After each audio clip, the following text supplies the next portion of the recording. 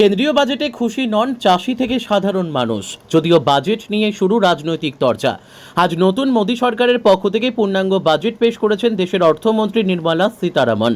2024 থেকে 2025 সালের বাজেট পেশ করার পরই সামনে এসেছে একাধিক পরিকল্পনা কেন্দ্রের। কৃষিতে বিশেষ নজর কেন্দ্রের। আরও কিষাণ ক্রেডিট কার্ড দেওয়ার ঘোষণাও করেছেন অর্থমন্ত্রী। তবে কি জানাচ্ছে সাধারণ মানুষ থেকে চাষিরা, কতটা খুশি তারা, তা জানতেই আজ আমরা পৌঁছে গেছিলাম তাদের কাছে। কৃষিতে নজর দিয়েছে কেন্দ্র, তবে কৃষকরা জানাচ্ছেন এই বাজেটে তারা খুশি নন। এর আগেও তাদের নিয়ে অনেক কথা বলেছে কেন্দ্রীয় সরকার, তবে তার বাস্তবায়ন হয়নি এখনো। তবে কিষাণ ও ক্রেডিট কার্ড সম্বন্ধে বলতে গিয়ে চাষিদের বক্তব্য, এসব ভাওতা ওই কাজ করে কোনো লাভবান হয় না চাষিরা। তারাও ওই কাজ করে এখনও কোনো সুযোগ সুবিধে পায়নি। তবে রাজ্যের সরকার চাষিদের জন্য যা পরিকল্পনা করেছে এবং যেভাবে তাদের সাহায্যের হাত দিনের পর দিন করছে, তাতেই তারা সংসার চালাচ্ছেন। তবে তাদের কথা কেন্দ্রের সরকার অনেক কথাই বলে, তবে তার বাস্তবায়ন হয় না। অপরদিকে সাধারণ মুদিখানা দোকানদাররা জানাচ্ছেন সাধারণ মানুষের জন্য একটু ভাবা। আগামী দিনে ভয়ানক দিন আসছে। অপরদিকে সোনার দোকানের আধিকারিকদের মতে সোনার মানুষের একটা স্বপ্ন, যেটা কিনতে সবাই চায়। সোনার দাম কমার যে কথা আজকের বাজেটে উঠে এসেছে, তাতে করে এবার মধ্যবিত্তর হাতের নাগালেই আসছে সোনার উপর। তবে সাধারণ মানুষও খুশি নন এই বাজেটে। তারা জানাচ্ছেন সরকার আজ সাধারণ মানুষের জন্য কিছুই ভাবেননি। যদিও এই বাজেট নিয়ে শুরু হয়েছে রাজনৈতিক চর্চা। রাজ্যের শাসক দল তৃণমূল কংগ্রেসের পক্ষ থেকে জানানো হয়েছে মোদী সরকার গদি বাঁচাতে আজকের বাজেট পেশ করেছে। বাংলার মানুষ আজ বঞ্চিতই থেকে গেল বাজেটে। এই বাজেট মানুষের বাজেট নয়। অপরদিকে বিজেপি বলছে এটা মানুষের পাশে থাকার বাজেট। কেন্দ্রীয় সরকার এবার মানুষের উন্নয়নের জন্য বাজেট পেশ করেছে, তবে রাজ্য সরকার কাটমানি খায় বলে তাদের আজ গাত্রদাহ হচ্ছে। আজ কেন্দ্র সরকারের প্রথম বাজেট পেশ। আজকে যে বাজেট পেশ হয়েছে সেখানে তো আপনি জানেন যে নিত্য প্রয়োজনীয় জিনিসের উপরে কিন্তু কোনো বিশেষ একটা ছাড় দেওয়া হয়নি। কোনো ছাড় দেয়নি। আচ্ছা, সাধারণ মানুষের জন্য সেরকম কোনো উপকৃত কাজ আমরা দেখতে পাচ্ছি না। আচ্ছা, কিন্তু দেখা গেছে কৃষকদের উপরে কিন্তু অনেকটাই কিন্তু আস্থা রেখেছে কেন্দ্র সরকার। কৃষকদের উপরে আস্থা রেখেছে, কিন্তু যে জিনিসের উপর আস্থা রেখেছে সেগুলো যে কৃষক খুব একটা উপকৃত হবে আমার মনে হয় না। অনেক কিছু কিন্তু ছাড়ও দেওয়া হয়েছে। ছাড় দিয়েছে, সেই ছাড়টা কিভাবে আমরা পাবো সেটারও বোঝার ব্যাপার আছে। মানে বলতে চাইলে বাস্তবায়িত নাও হতে পারে। নাও হতে পারে। আপনারা কি চাইছেন? আমরা যদি সরাসরি কেন্দ্র সরকার যে বাজেট পেশ করছে, কৃষকদের যে ছাড়টা বলছে, সে ছাড়টা যদি সরাসরি কৃষকের হাতে পৌঁছাতো, সেরকম কিছু যদি মানে সংস্থা যদি কাজ করতো, তাহলে হয়তো কৃষক উপকৃত হতো। কিন্তু বাজেটে পেশ করছে, মুখে বলছে, বাস্তবে করে দেখা। আর নিত্য প্রয়োজনীয় জিনিসের উপরে কিন্তু যেগুলো দাম বলছে কমিয়েছে, সেগুলো কৃষকের কোনো প্রয়োজনে আসে না। কৃষকের সারের ভর্তুকিটা, সারের পর যদি দাম কমায় কৃষক উপকৃত হবে। এই যে জমি রেজিস্ট্রি যে খরচাটা বেড়ে যাচ্ছে, এই সমস্ত কিছু কিছু ব্যাপারগুলো কৃষকের দিকে দেখলে ভালো হয়। আর যখন প্রাকৃতিক দুর্যোগ আসে তখন তো অনেক সমস্যা হয়। সমস্যা হয়, অনেক ক্ষয়ক্ষতি হয়। ক্ষয়ক্ষতির তো কিছুই পাওয়া যাচ্ছে না। ক্ষয়ক্ষতিগুলো তো আমরা কিছু পাচ্ছি না। মানে এই বাজেট পেশে কি আপনারা খুশি? আমরা খুব একটা খুশি না। কেন? চাষিমহল খুব একটা খুশি নয়। কেন? আমরা তো দেখতে পাচ্ছি না যে চাষির জন্য করবে, কোন জায়গাটায় করে দেবে, কিভাবে আমাদের দেবে। আমরা তো সেরকম কিছু দেখতে পাচ্ছি না। আপনার নাম? আমার নাম পাবন মহল্লার। আমি একজন চাষি। আমি তো কিছুই বুঝতে পারছি না যে কিভাবে আমরা চাষি যে সুযোগ সুবিধা পাবো, সেই পাওয়ার লাইনটা তো আমরা বুঝতে পারছি না। আজ কেন্দ্রীয় বাজেট পেশ হয়েছে, পূর্ণাঙ্গ বাজেট, এবং সেই বাজেটের দ্রব্যমূল্য কমার কোনো রকম জায়গা দেখা যায়নি। কি বলবেন? দ্রব্যমূল্য না বাড়লে সাধারণ মানুষের খুবই অসুবিধা হবে। আচ্ছা, এই যে দ্রব্যমূল্য যে মেন কারণ, আচ্ছা সাধারণ মানুষ বা মধ্যবিত্ত আজ হাসপাস করছে, সবজির দাম থেকে শুরু করে মুদিখানা, সেই দিক থেকে সেদিকে কোনো কমার আশঙ্কাই হয়নি। এটা কিভাবে দেখছেন? খুবই কষ্টের দিন আসছে, আগামী দিন আরও কষ্টের হবে এটুকু বলতে পারি। মানুষের ইনকাম কমে যাচ্ছে, চারদিকেই তো অবস্থা খারাপ। মানে সরকারের কি এদিকে একটু তাকানো উচিত ছিল মনে করছেন? অবশ্যই উচিত সরকার তাকানো। আপনার নাম? আমার নাম অরুণ ঘোষ। আপনি দোকানদার? আজ তো কেন্দ্রীয় বাজেট পেশ হয়েছে জানেন তো, সেই জায়গা থেকে দ্রব্যমূল্য বৃদ্ধি বা বেকারত্বের সমস্যা যেটা রাজ্য বা দেশ জুড়ে, সেদিকে কোনো রকম কোনো কথা উঠে আসেনি। আপনি তো একজন সাধারণ মানুষ, কিভাবে দেখছেন আজকের বাজেট? দেখুন, আজকের বাজেট যেটা আমি শুনলাম, যেটা তাতে আমরা সাধারণ মানুষ খুব একটা খুশি নয়। কারণ যে বাজেটটা আজকে সোনা বলুন মোবাইল বলুন এটা ওটা যে দামগুলো কমানো হয়েছে এগুলো ধরুন বড়লোকের জন্য।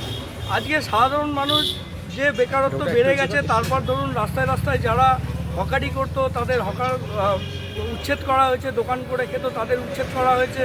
সাধারণ মানুষ এখন পেটের দায়ে ঘুরছে। আর সাধারণ মানুষের কাছে এখন ধরুন যে বাজার করে খাবে, আজকে যদি 100টা টাকা নিয়ে বাজারে যায় তার বাজার হবে না। তাহলে সেই দ্রব্যমূল্য যেগুলো সাধারণ মানুষের দৈনিক লাগে সেই দিকটা যদি দাম দর একটু কমানো হতো তাহলে সাধারণ মানুষ কিন্তু ঠিকভাবে দুটো খেয়ে পড়ে বাঁচত। সেই দিকটা সরকার দেখেনি। হ্যাঁ, কারণ আমি একজন সাধারণ মানুষ হয়ে আমি নিজেই বুঝছি যে আজকে বাজারে গেলে দেখুন আলু আজকে 40 টাকা কেজি, হ্যাঁ হ্যাঁ, পেঁয়াজ 50 টাকা 20 টাকা কেজি 30 টাকা 40 টাকা পেঁয়াজ, এই আদা পেঁয়াজ 50 টাকা কেজি। তো এই ধরনের জিনিসগুলো যদি সাধারণ মানুষ তো কিনে খাওয়ার মানে পক্ষে নেই, এবং তারা কিভাবে চলবে এটা নিয়ে সরকারের ভাবনা চিন্তাও নেই।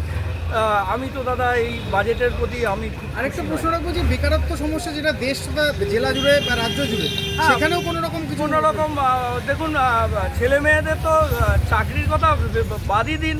আজকে যেসব বাচ্চারা আজকে পড়াশুনো করে তারা আজকে একটা চাকরির জন্য রেডি হচ্ছে, তারা আজকে দেখুন একটা ছোট কাজও করতে পারছে না। তারা যে আজকে রাস্তায় বসে ঠেলাগাড়ি করে কিছু ব্যবসা করবে সেটাও ধরুন বন্ধ করে দেওয়া হচ্ছে। তো বেকারত্ব এইভাবে যেভাবে বেড়ে চলেছে আরও বেড়ে চললে হয়তো আমাদের বেঁচে থাকাই মুশকিল মানে হয়ে যাবে। কেন্দ্রীয় বাজেট আজকের সন্তুষ্ট নন আপনার? না, একদম নয়। আপনার নাম? আমার নাম উত্তম সরকার, আপনি সাধারণ মানুষ। আমি সাধারণ মানুষ। আজকে কেন্দ্র সরকার কিন্তু বাজেট পেশ হয়েছে, যেখানে দেখা যাচ্ছে যে গত বছর যে সোনার উপর যে দামের উপর যেটা ভিত্তি ছিল, এই বছর কিন্তু বাজেট পেশে কিন্তু অনেকটা কমানো হয়েছে। মধ্যবিত্ত এবং সাধারণ মানুষ যারা বিয়ে অনুষ্ঠান থেকে শুরু বিভিন্ন অনুষ্ঠানে কিন্তু সোনা এবং রূপোর প্রতি একটা ঝোঁক থাকে এবং গহনার দরকার হয়। তাতে করে এই যে বাজেট পেশ হয়েছে সেখানে কতটা মধ্যবিত্তের সাধ্য হবে এবং আপনাদের কতটা সুবিধা হবে, ক্রেতা বিক্রেতা সব মিলে এই বাজেট পেশে কি বলবেন আজকে? অবশ্যই দেখুন, এখন যা দিনকাল পড়েছে সেক্ষেত্রে একটা সাধারণ মানুষের প্রতি সোনা কেনাটা অ্যাসেটের মতন, ঠিক আছে? সেক্ষেত্রে যদি আজকে আমাদের সরকার বাজেটের পেশ করে অনেক কমিয়েছে, সেক্ষেত্রে অবশ্যই অনেক সকল মধ্যবিত্ত যারা আমাদের ভাই বোনেরা আছে অবশ্যই সুবিধা হবে। আর আমাদের কাছে এমনিতেও কোয়ারিস আছে যে দাম কখন কমবে, দাম কখন কমবে, মানুষ তখন রেডি আছে যে কখন একটু দাম কমবে, একটু নিজেদের পছন্দের মতো জিনিসগুলো নেবে কম ওয়েটে, নিজেদের বাজেটের মধ্যে, তাদেরও একটা ফাইন্যান্সিয়াল সব দিক থেকে যেন স্টেবল থাকে। তো এই দিক থেকে অবশ্যই সাধারণ মানুষের অবশ্যই সুবিধা হবে। আমরাও এক্ষেত্রে এই কমাতে আমরা আরও এক্সিবিশন করব যাতে সাধারণ মানুষকে পৌঁছাতে পারি যে এখন সোনার দাম রূপোর দাম আগের বছরের থেকে অনেক কমেছে, যাতে মানুষেরা কিনতে পারে। তো এর জন্য অবশ্যই সকলের সুবিধা হবে। অবশ্যই আমরা এর পরিপ্রেক্ষিতে আমরা অবশ্যই একটা ভালো কিছু এক্সিবিশন করব আমাদের তরফ থেকে। আমার নাম সোনাল সরকার, আমি শান্তিপুর স্টোর সিঙ্গল গোল্ডের ম্যানেজার, স্টোর ম্যানেজার। দিদি, একটু আগে কিন্তু কেন্দ্রে আজকে বাজেট পেশ হয়েছে, আপনি একজন বিজেপির সক্রিয় নেত্রী, কি বলবেন আজকে বাজেট পেশ নিয়ে? খুব ভালো মানুষের জন্য বাজেট হয়েছে। এবং আমি আজকে ভোরবেলা বেরিয়ে এসেছি, আমাদের শান্তিপুরে একটা প্রোগ্রাম ছিল, ভোরবেলা বেরিয়েছি বাজেট আমার শোনা, লোকমুখে যা শুনলাম আমি তো অত্যন্ত প্রীত। এবং যে যাই বলে বলুক, ঘরে ঘরে শিল্প, এই আবাস যোজনায় এত আবার বেড়েছে, কৃষকদের জন্য আলাদা করে নোটিশ দেওয়া করা হয়েছে। কৃষক আমাদের তো আসল যারা অন্নদাতা তাদের জন্য তো প্রচুর কাজ হয়েছে, বাজেট কৃষক মুখী হয়েছে। এবং আমি শুনলাম এমএসএমই 20,000 কোটি টাকা হয়েছে। এমএসএমই মানে ঘরে ঘরে কাজ হবে।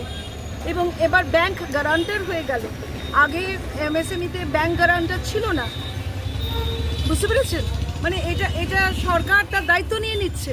এর থেকে ভালো আর কি হতে পারে? তো সাধারণ মানুষ মুখী হয়েছে সব। কিন্তু রাজ্যের শাসক দল এবং বিরোধী দল যারা রয়েছে তারা কিন্তু বলছে এবছর যে বাজেট পেশ হয়েছে সেটা কিন্তু সাধারণ মানুষের চিন্তা করে হয়নি। রাজ্যের শাসক দলকে বলছে একটু কাটমানিটা কমিয়ে দিন, কাটমানিটা একদম ডিস্ট্রয় করে দিন, এক্সটারমিনেট করে দিন, ধ্বংস করে দিন কাটমানিটা। তাহলে দেখবেন আমাদের পশ্চিমবঙ্গ সোনার বাংলা, আমাদের শুধু জয় বাংলা বাংলাদেশি স্লোগানদের মতো দিলে হবে না। আমাদের জয় বাংলা আমরা জানি চোখের ইনফেকশন হয়, তাই ইনফেকশন হয়ে যাচ্ছে এখন। কাটমানিটা একটা ইনফেকশন আমাদের বঙ্গের। সুতরাং আমাদের বঙ্গবাসীও অনেক, তাদের জন্য এই বাজেট কিন্তু বঙ্গবাসী মুখীও নিশ্চয়ই। And we are very happy যে এরকম একটা বাজেট আজকে হয়েছে।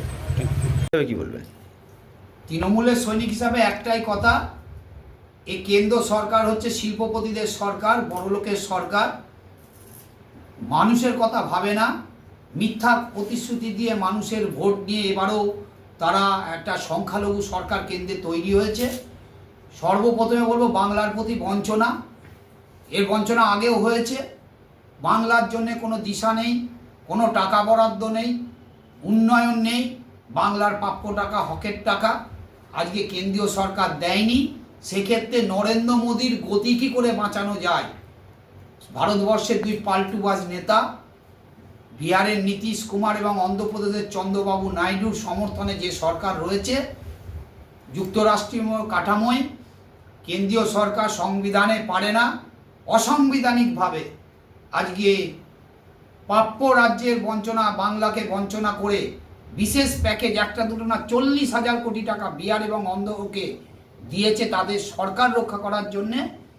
এ সরকার বেশি দিন টিকবে না, এ সরকারের স্থায়িত্ব নেই। এই সরকার মানুষের জন্য বিগত দিনেও কোনো রকমের মানুষের কল্যাণে কোনো বাজেটে আমরা দেখতে পাইনি। এবারও দিশাহীন বাজেট কেন্দ্রের নির্মলা সীতারামন আজকে ঘোষণা করেছে। আপনার নাম? সনদ চক্রবর্তী, সভাপতি, নদিয়া দক্ষিণ জেলা INTTUC. Desk report, Express Kolkata.